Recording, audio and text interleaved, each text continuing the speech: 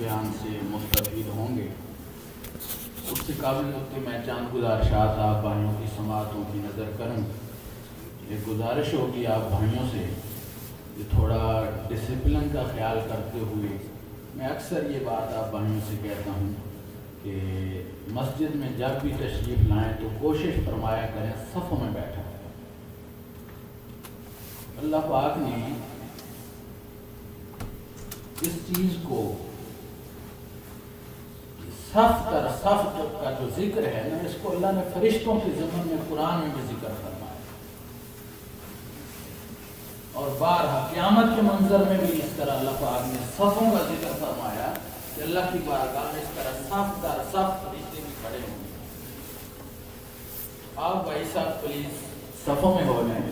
یہ ڈسپلن بھی ہے، مسجد کا احترام بھی ہے، خوبصورتی بھی ہے، اور یاد رکھیں کہ اسلام سے پڑھ کر ڈسپلن سکھانے والا دنیا میں کوئی مذہب آپ کو نہیں ملے گا۔ ایک چھوٹی سی مثال میں آپ بھائیوں کو دیتا ہوں۔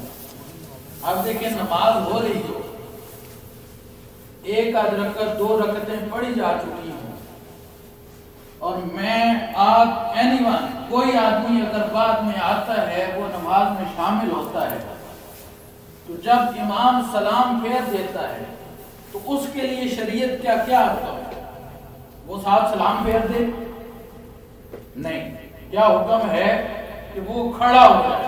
کیا کرے؟ کھڑا ہو جائے، تاکہ سب کو پتہ چلے کہ یہ لیٹ آئے، اس کی ایک رکعت رہ گئی۔ کیوں رہ گئی؟ یہ آدمی لیٹ آئے۔ جیسے سکول میں ہم سکول پڑھتے تھے نا، کہتے تھے اسمبلی کے بعد ٹیچر کہتے تھے جو لیٹ آئے ہیں کھڑے ہو جائیں۔ اس طرح ایک امام کے پیچھے بیک وقت تکبیر کہنا، بیک وقت رکوع میں جانا، بیک وقت سجود کرنا، اور اس امام کے ساتھ بیک وقت نماز کو ختم کرنا۔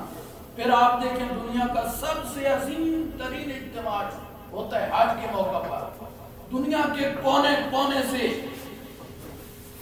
توحید و رسالت کو ماننے والے اکٹھے ہوتے ہیں۔ ایک لباس، اپنے ملک میں چاہے آپ کا کوئی بھی لباس ہو، وہاں پر ایک لباس، آپ کے رنگ مختلف، ملک مختلف، زبانیں مختلف، سارا کچھ جدا، مگر ڈسپلن دیکھیے کہ ایک لباس، ایک نعرہ، لبیک اللہم لبیک۔ یہ بھی تو ہو سکتا تھا کہ اجازت ہوتی، صاحب اپنی زبان میں کہیں